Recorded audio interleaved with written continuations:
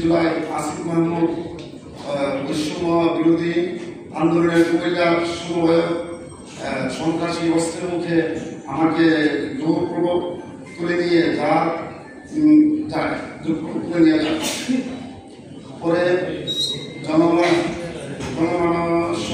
একটি নির্জন স্থানে নিয়ে আমাকে মারধর করে ভয়ভীতি দেখায়।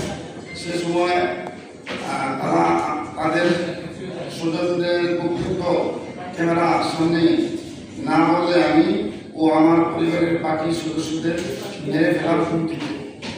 ফলে প্রাণে বাঁচার জন্য সে সময় তাদের সামনে বক্তব্য আমার ক্যামেরার সামনে বলতে বাধ্য হই।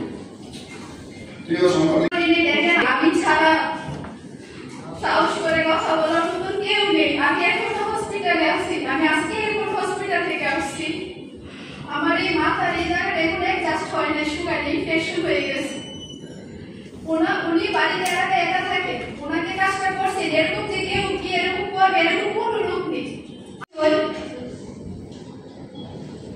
দেখেন আমার স্বজনরা হারাইছি আমি। আপনারা বলেন একটা পরিবারের মা ভাই বোন যদি চলে যায় কে থাকে? 7টা বাচ্চা কি হয়েছে, সবগুলো আমার উপরে নির্ভরশীল।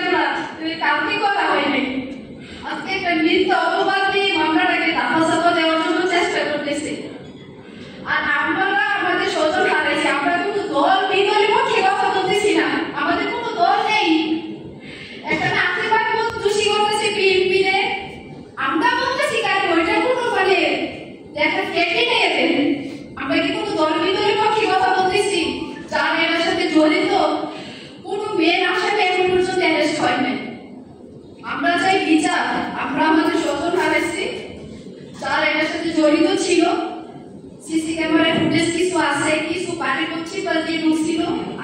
আমাদের মার্কেটের দক্ষিণ পাশে, আমরা ঢাকার মার্কেট, ওই মার্কেটে কোনো সিসি ক্যামেরা ছিল না, ওই দিক দিয়ে ঢুকছে। আপনারা এটা তদন্ত করেন, এখানে কেউ কাউকে দোষ দিয়ে কোনো লাভ নেই।